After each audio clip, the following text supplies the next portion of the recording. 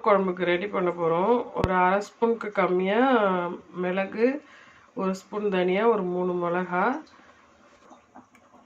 1 spoon துவரம்பருப்பு, அரை spoon கடலைப்பருப்பு இதையும் விட்டு நம்ம ஊற வச்சுக்கலாம். ஒரு 10 நிமிஷம் ஊறட்டும். அதுக்கப்புறம் தேங்காய் துருவி அதையும் சேர்த்து அரைச்சி நம்ம மோர் குழம்பு பண்ண போகிறோம். கடாயில் ஒரு ட்ராப் நெய் விட்டு வெண்டைக்காய் வதக்கிக்க போகிறோம். அதுக்கு தேவையான உப்பு. இதுதான் மோர் குழம்புல நம்ம இன்றைக்கி சேர்க்க போகிறோம். வெண்டைக்காய் மோர் குழம்புக்கு காரில் துருவின தேங்காய் ஒரு 3 ஸ்பூன் சேர்த்துருக்கேன். இந்த ஊற வச்ச திங்ஸையும் சேர்த்துக்கிறேன். இந்த பக்கம் வெண்டைக்காய் வதக்கி வச்சுட்டேன். இதை அரைச்சிட்டு ஒரு தயிர் கூட கலந்து ஒரு பொங்க விட்டு அப்படி தாளித்து இறக்க போகிறோம். கைஸ் நம்ம அரைச்சி எடுத்துட்டோம். அந்த இது எல்லாமே கொஞ்சோண்டு தண்ணி கலந்துக்கலாம்.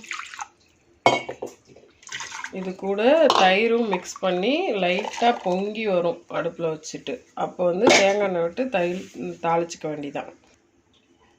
உப்பு, மஞ்சத்தூள், தயிர்,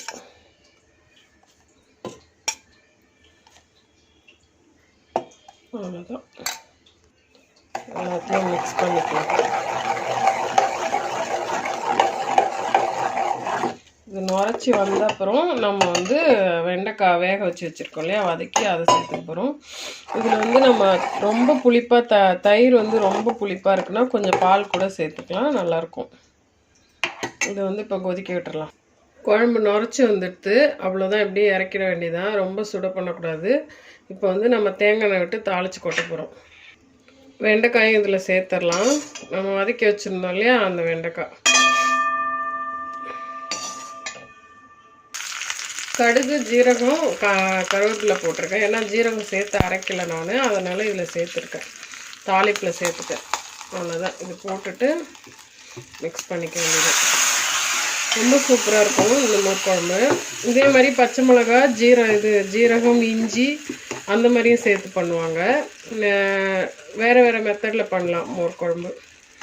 ஸோ இந்த மாதிரி நம்ம விருப்பம் தான், எந்த காய் வேணாலும் போட்டுக்கலாம்.